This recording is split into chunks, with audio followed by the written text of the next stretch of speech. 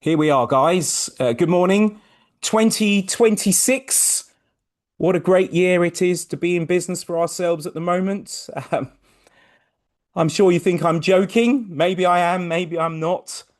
But I don't think anyone can argue with the fact it's been challenging, hasn't it? We've got inflation, wage inflation, materials inflation. We've got higher taxation rates.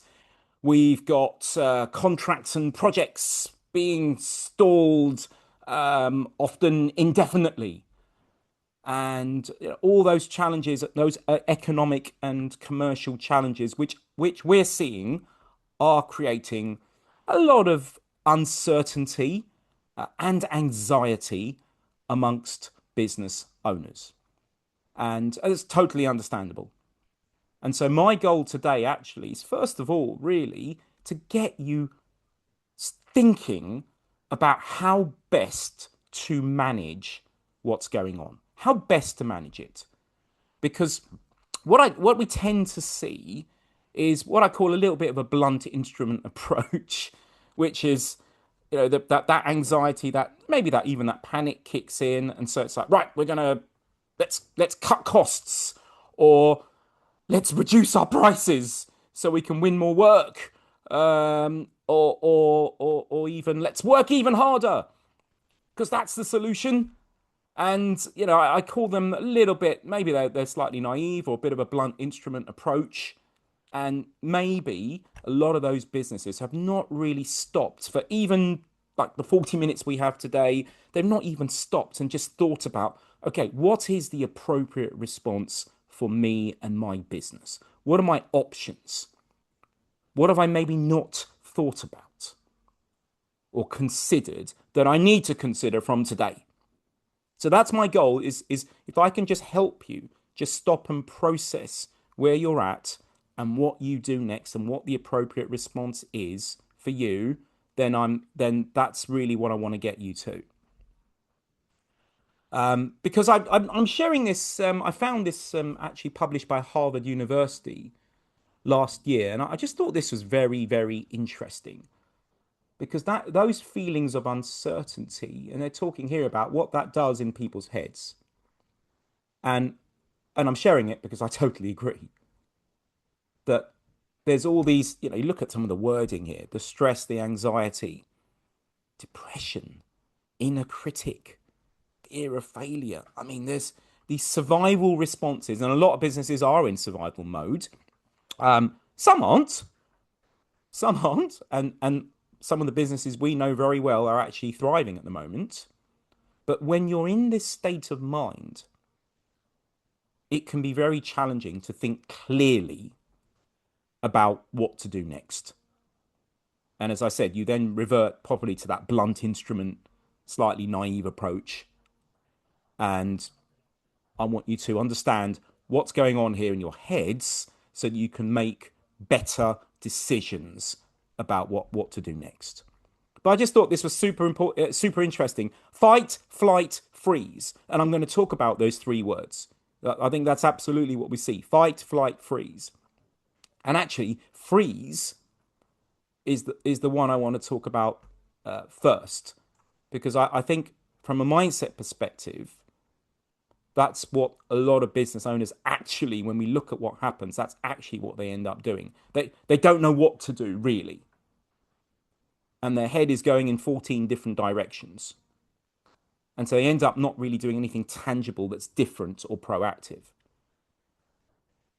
Now, why is that? So if I take you back, I've mentioned in previous webinars actually about the iceberg, the identity iceberg. And most of you here, and those people who come along to these webinars, you're here because you want to know what to do. Right, tell me what to do, Parag. How am I gonna grow my business, grow my profits, in spite of what's going on out there? What do I need to do? And what we see, and what you would see in any business person, including yourself, is what's on the outside. The actions, what are they doing, what decisions are they making, and therefore what results are they achieving? But what you need to do is not really the best question to ask yourself. What you should be asking yourself is, how do I need to think?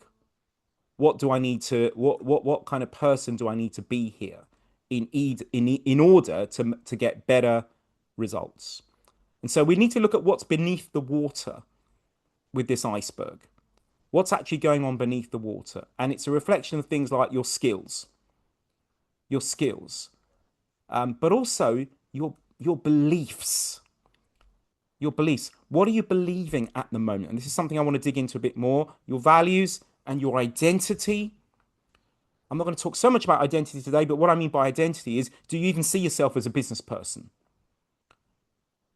Because a business person would be tackling some of the business issues in the business. Someone who doesn't really sees themselves more as the doer, the technician, the ops person will just focus on that, but not address the business issues because that's not where they see themselves. So for some of you, there's an identity shift required to a more entrepreneurial mindset. Now that's quite a long way beneath the water. That's a more deep set change that's needed to be made. But today I want to look at some of the beliefs because some of the beliefs you are holding about how to move forward will be helping you. Yeah. Some of them will be sabotaging you. Some of them will be hurting you and you probably don't even realize. So I want to challenge some of your beliefs because you may believe them to be true because they're your beliefs. But actually, are they helping you or hindering you? So let's talk about some of those sabotaging beliefs. So I want you to actually think about this. You've come here and some of you I can see are taking notes and all that good stuff. I actually want you to think. I want you to think about these questions. What are your current beliefs about your pricing and fees? Are you believing that you need to reduce fees in order to win work? Now, if that's your belief, guess what you'll do? You will reduce fees. You might win work as a result. You might, and you also might make no money, no profit. It's all driven by that belief.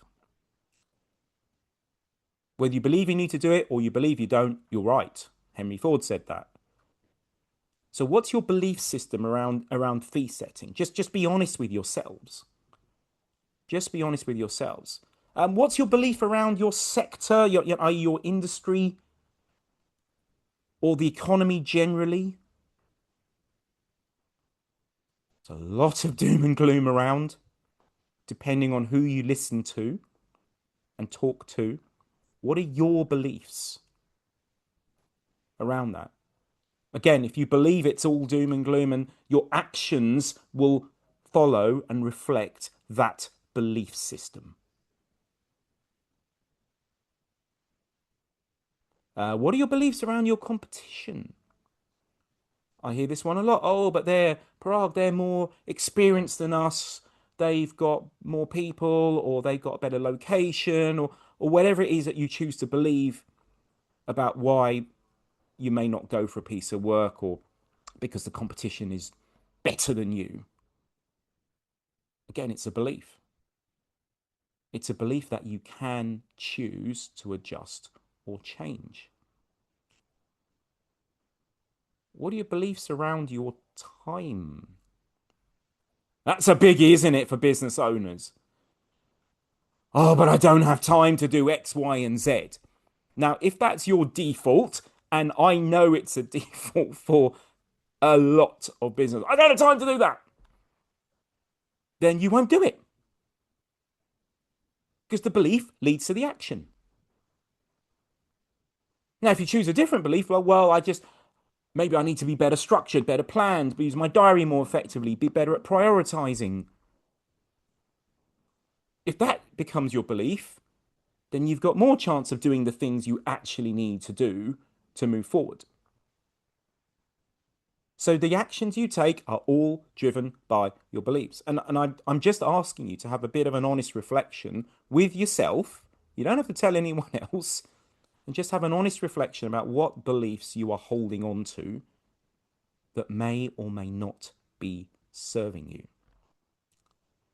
Because whether you believe it's right or you believe it's not, you're right.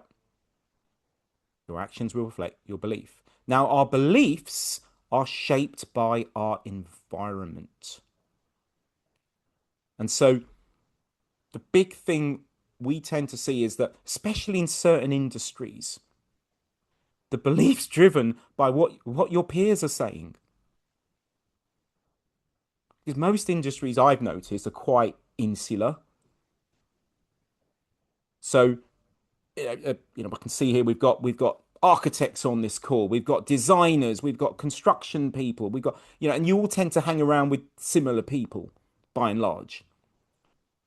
So your beliefs often will reflect the beliefs of other people in that environment. That may be a good thing. It may also be a terrible thing. So I want you again to just to take a moment to reflect. Maybe even it's people in your family. Maybe I don't know. Have a think about that one. Or maybe it's someone close to you. Oh, what did you start this business for? I knew it wouldn't work. Oh, it's really tough. God, why don't you go and do something different? This looks like really hard work. Maybe that's a family member who thinks they're saying the right thing, but actually, I often use sporting analogies actually. And look, can you imagine a successful sports person, whoever your example of a successful sports person is? Can you imagine them going to take the field, whether it's the England football team or whoever, or Roger Federer, whatever it is? Can you imagine take the field going, oh, it's all a bit tough, and that opponent, oh, they're good, aren't they? And oh, look at what they're doing, and oh, if that's how they're thinking before they've even started the game, they know they've already lost. They're going to lose, and that's why they have actually psychologists and coaches and people to help them actually get in the right mindset before they even start, because they understand if their beliefs and their mindset is wrong, they are going to lose. They get it. They've been made to get this by their coaches and managers. They have to get the mental game right first. And if you look at your peers, I mentioned peer groups, especially in industry groups. In fact, I can give you an example of this. One of our clients back in 2017, Pete Owen, runs Rat Race Cycles, a cycle shop hello Pete, down in Nunhead, SE15 in southeast London. And Pete was coaching with us, and he said to me, Parag, all these bike shop owners, he was on these forums for bike shop owners, like these online groups. Parag, all these bike shop owners are all moaning about how hard it is to make money running a bike shop. And he said they were all colluding with each other. I call it colluding. That one was saying how tough it was, and another would chirp in and go, "Yeah, yeah, you're right. It's the same for me. You're." And they were all kind of, it was almost a bias coming in, that they were all backing up and believe and building that belief system that it's really tough. And in fact, the belief system became so strong that Pete said they all started exiting.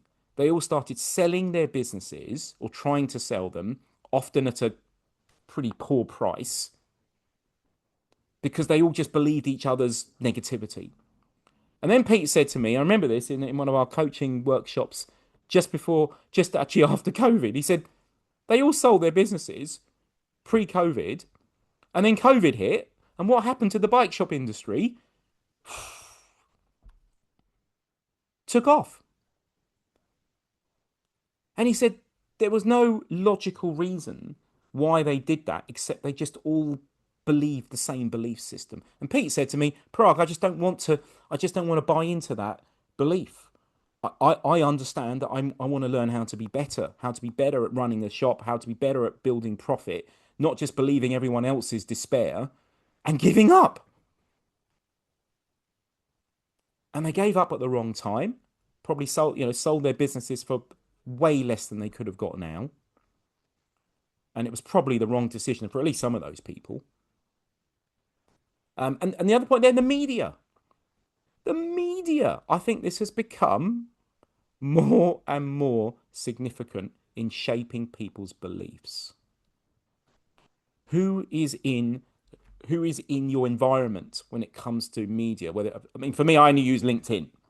Most of you know me through LinkedIn. That's the only media channel I actually use.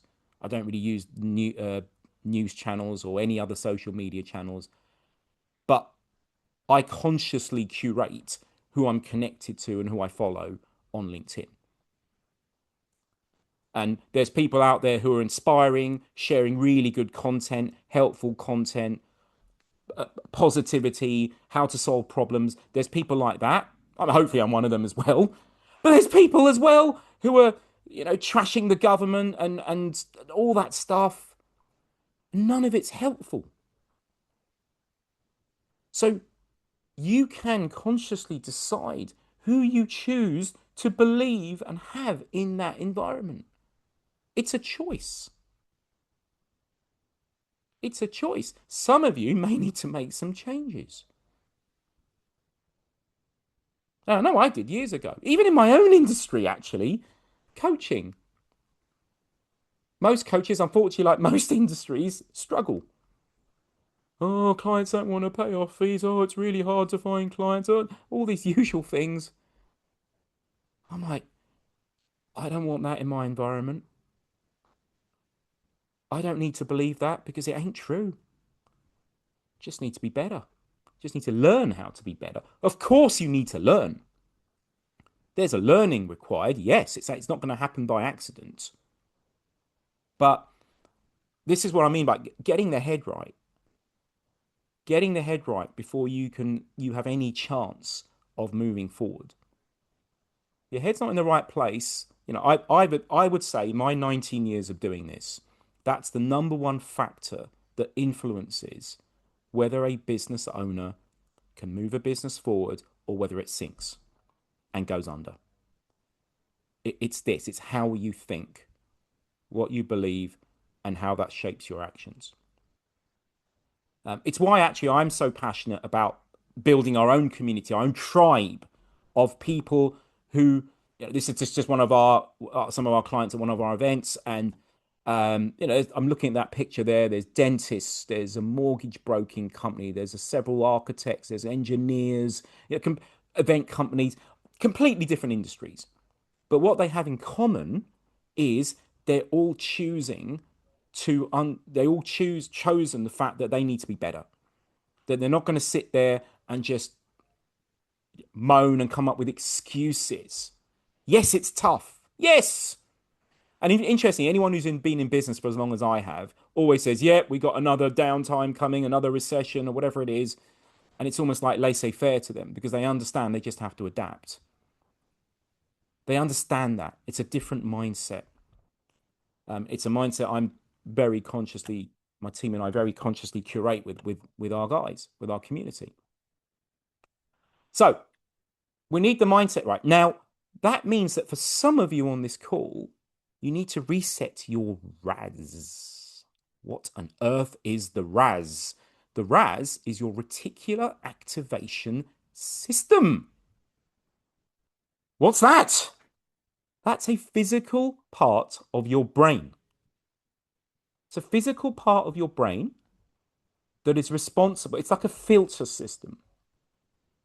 And it basically it consciously, whether you're doing it consciously or subconsciously, it decides what information basically reaches your conscious mind and what doesn't. What doesn't. It's like a filter. It's like a filter. Now, you can Google this, and in fact, I went back and Googled it again last night, and it's very complicated. And I did a year of neuroscience at university all those years ago, and I'm like, ugh, what does this mean? It's all science talk. The simplest way I can define this for you is if I say red Ferrari to you, I've now put that in your conscious mind. The chances are many of you today, if you leave you're out and about, you're actually going to see either a red car or a red Ferrari. Now it might have been there yesterday, it might have been there the day before, but you weren't conscious of it, and you now are. And in fact, if you want a really, really powerful illustration of just how powerful this is, there's a great video on YouTube called "This is an Awareness Test." Very simple. You go on, and there's a bunch of guys playing basketball, and you basically have to count how many times they pass the ball to each other. You're like, great, I'll do that. And at the end of the video, there's a little surprise. And the surprise is, did you see the dancing moonwalking bear on the screen? Most people, including me, were like, what bear? You can't see it because you've told your RAS to focus on passes and the ball. So you're looking at the ball, and there's this, and then you think it's a trick, and then they actually replay the video for you, and it's there. It's there in plain sight.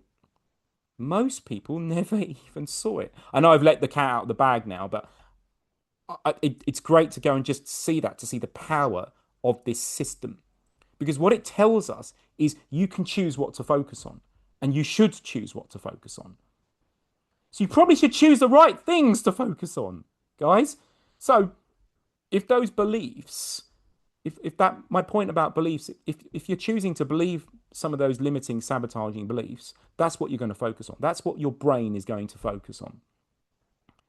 Or you can tell your brain every day to focus on something a bit more empowering. You can choose. You get the mindset right. You can also choose to focus on some practical things. I'll just remind you of a few things I've shared before, like your goals. How are you progressing against your written goals? You should be writing your goals every quarter. Are you tracking that? Are you looking at your goals? Have you tracked how you got on with that? So you can focus on, okay, where am I ahead? Where am I behind? What do I need to do? You can focus on your marketing plan. Right, what does my marketing plan say I should be doing? Am I actually doing it? Am I following it? Have I just given up after 3 days? Why is that? What can I do differently here?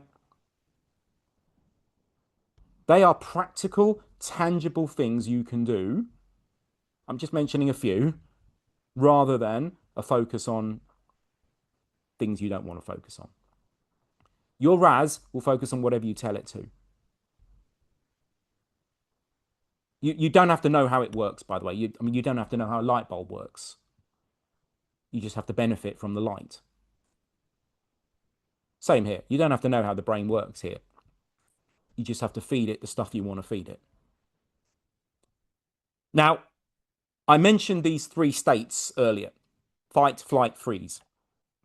And essentially, they are all emotional states. So, and that's not surprising, because most human decisions, are they logical, or are we making primarily emotional decisions?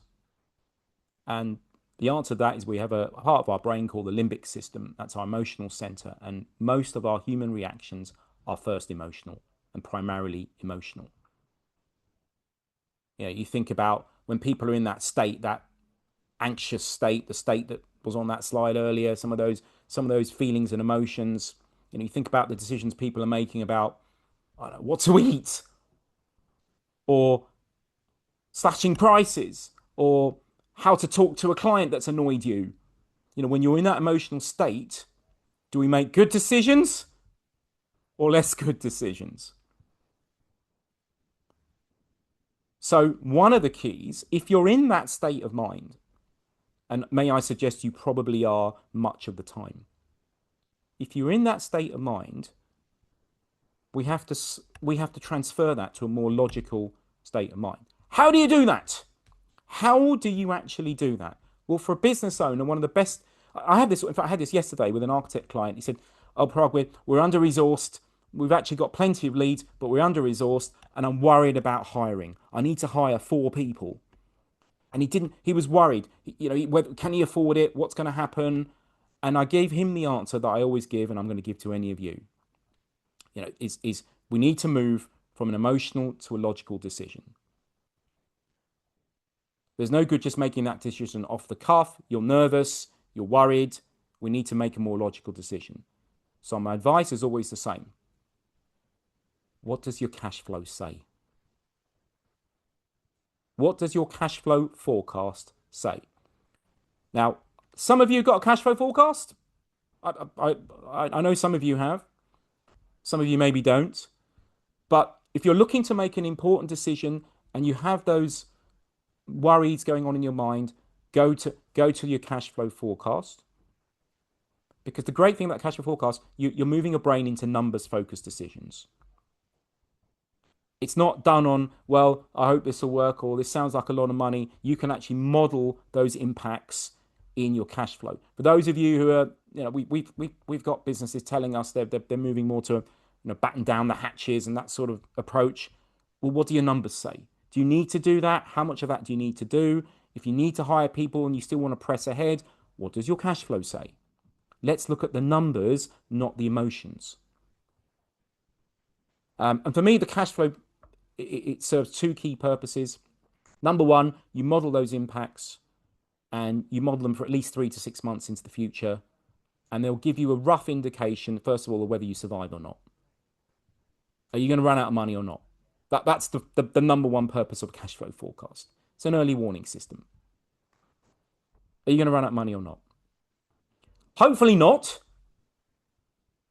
So then the second purpose is, okay, well, what do I need to do at the moment in terms of money going in and out of my business? Do I need to cut costs, or actually can I afford to take on that member of staff, or keep that marketing going? You can at least model the cash impact and make more logical decisions. And it's something, that the architect I was talking to yesterday, we've said to him, right, send us your cash flow forecast, update it, let's look at it together. Let's make rational numbers-based decisions together.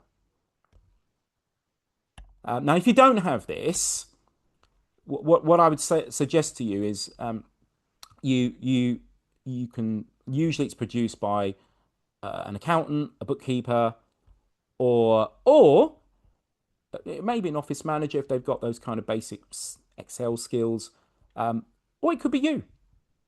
It could be you. I'm not averse to that one. It's a little bit of time and effort, but I'm a big fan of roughly right. This doesn't have to be dotting the I's and crossing the T's. It's a forecast. It's an estimate. You don't know what your cash collections are going to be next. Well, you can't know exactly what it's going to be over the next 6 months. You make estimates. You can make estimates on roughly what your outgoings are. You should have that in your accounting software. You can make estimates about how much money you're either going to add or take away from your business in that time. It just needs to be roughly 80-90% right. That's it, because that gives you enough information to make some key decisions. You don't have to agonize over it for hours. That's not really the purpose of this. It's a strategic tool. It doesn't have to be exact at all. In fact, I once had a client sort of write a few indicative numbers literally on the back of an envelope in about 7 minutes. And she goes, "Oh, you mean like that, Parag?" I'm like, yeah, that's okay. So, yeah, don't agonize over how much time it's going to take. That's not the purpose here. But if you are worried about where your money's going and what you should be or shouldn't be spending, go to your cash flow. Now, the other thing I'd say is when people are in that anxious state of mind, this belief system always comes out. Always. Parag, I just need to make more sales. I just need to make more sales to stabilize our cash position and all the good stuff around that. And again, my answer to that is that belief system true? Is that belief system true? And you need to think about the circumstances in your particular businesses. It might be true. It might be completely delusional. It depends. It depends on what the costs are that you might need to outlay in your business. It depends on how quick, your cash collection times, how you manage that. There's a number of factors involved. I would go back to your cash forecast, of course, and model that as well. But that's an assumption, one of those blunt instrument assumptions I mentioned earlier that often kicks in. I just need to make more sales. That's an emotional statement. That's not logical, because that person hasn't modeled whether there's more staff required or more other costs, and what the cash collection period is and all that stuff. They haven't modeled it. They've just made a blind assumption. So just be careful if that's the assumption you're running on at the moment. And it might be true. If your fixed costs are staying fixed, then it might well be true, but it might not be. So always go back to the cash forecast. Now, the other strategy I mentioned, so I call this the hibernation strategy, which is, it's the hiding. It's the let's batten down the hatches. Let's cut some costs, and ride it out, essentially. Now, that may well be a valid strategy. Absolutely. That may well be a valid strategy, but it might not be the best strategy.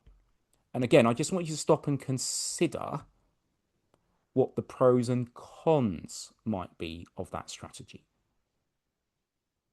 So the upside is you may well manage a tricky period. No one knows how long this is going to go on for.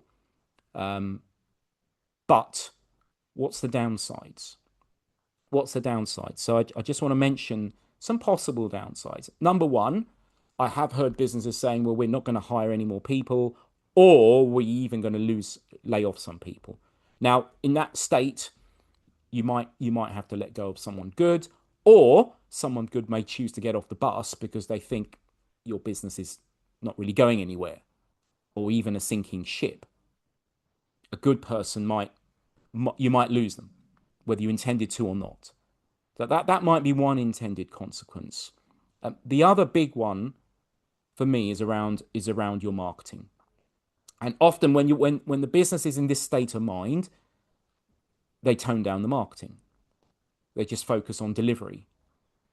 And as I said, if I go back to my webinar from April of 2026, I talked about lead generation problems, and I talked about paradigm shifts in marketing.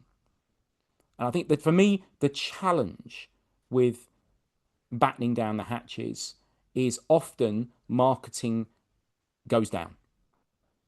Not always, but often marketing activity goes down. And I would suggest that's a big problem.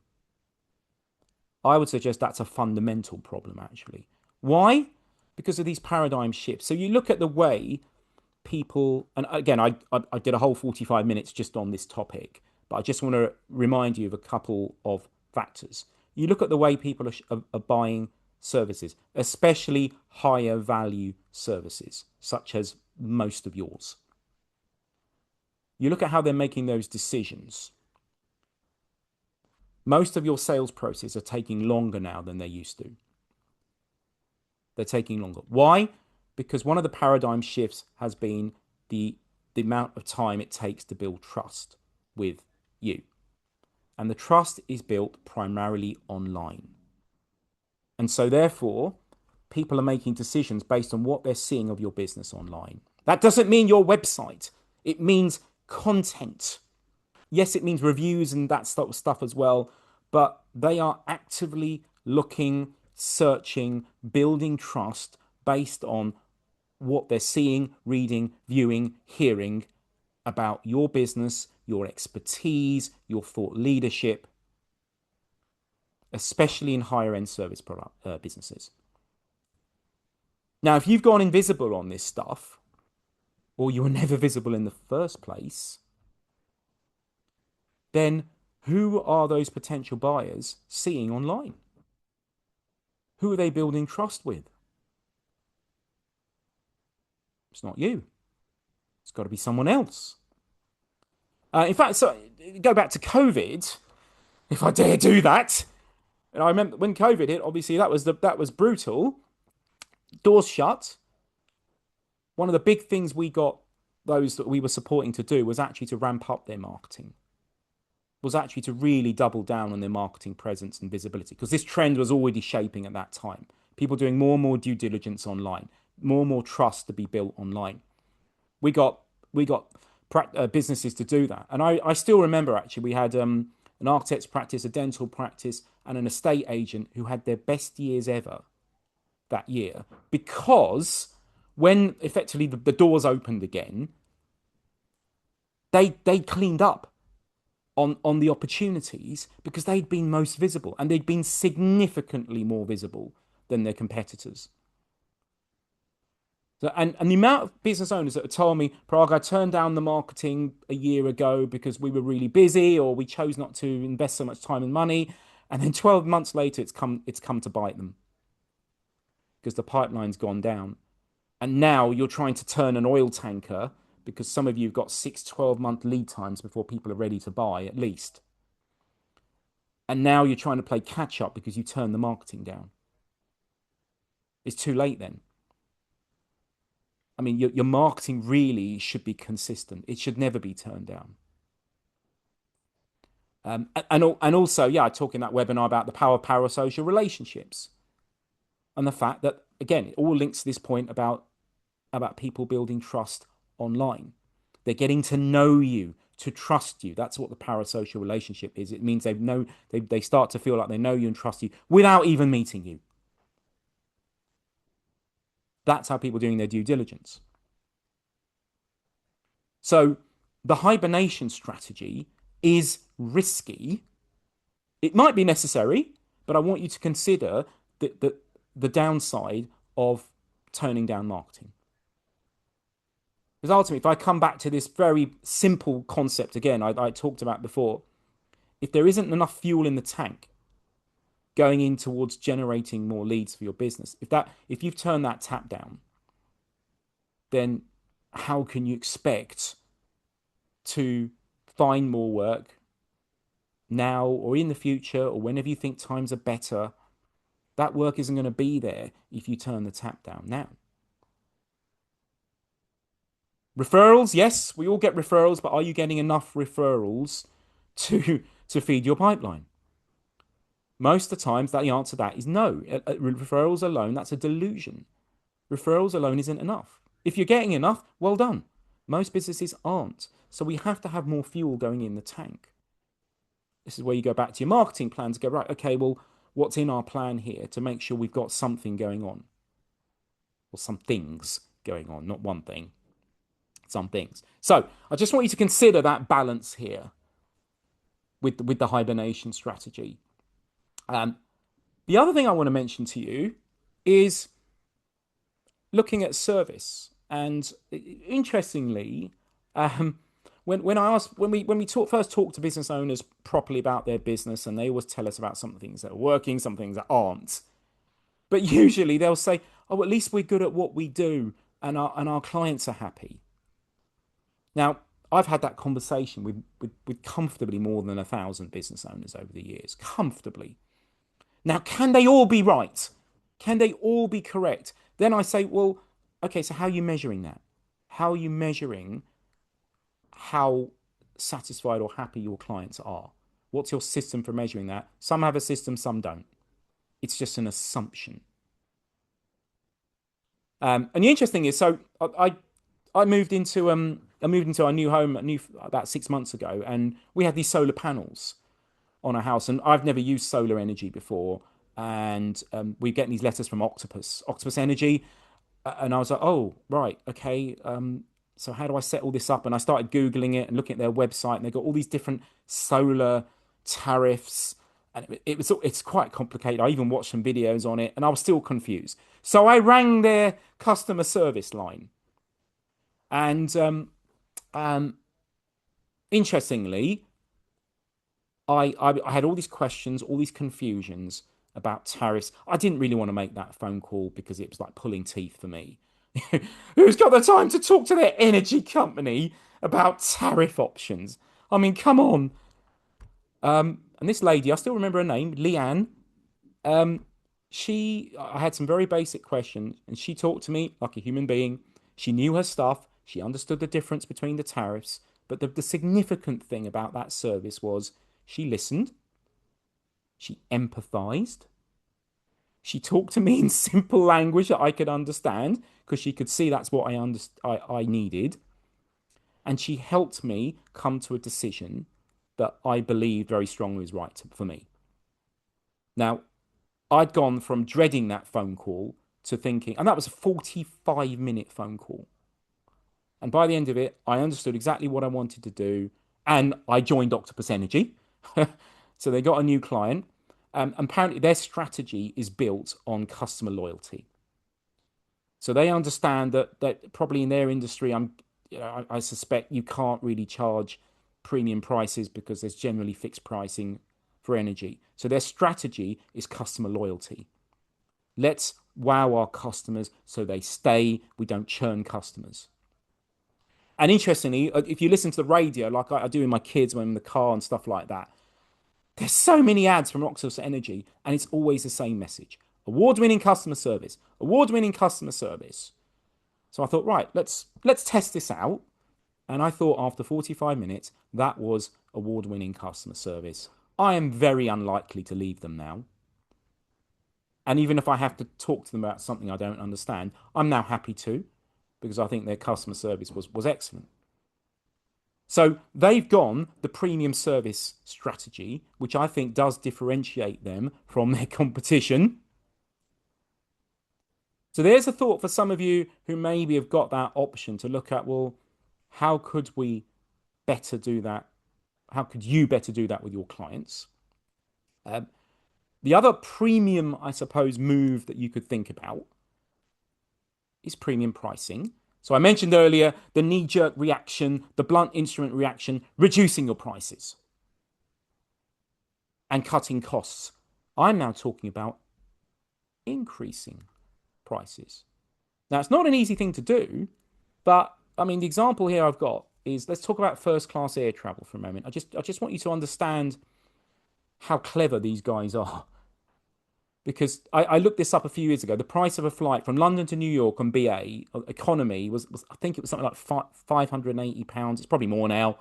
Um, but I then looked up the first class equivalent on the same flight. Same flight, it was over 5 grand. So the differential was like 9 to 10 times more. Now, why would anyone pay 9 to 10 times more for the same plane that gets you to the same location at the same time? It's a very interesting question. And I think the answer to that is I've studied this a lot over the years. The answer to that is on the screen. The answer to that is actually on the screen. It's not that, I mean, yes, you get more drink and better food, but no one can logically justify 5 grand extra for that. It doesn't make any sense. But actually, what they've mastered is if you look at that luggage tag, so you can actually, I found this on the internet the other day, you can actually buy the luggage tag and for Singapore Airlines. The interesting is what's written on that luggage tag and what color is it? Now, that's not by accident, guys. Priority in big capital letters and it's bright, shiny red. So who's going to see it? That is deliberate. Think about how they want their customers to feel about flying first class. It's got nothing to do with the logical factors.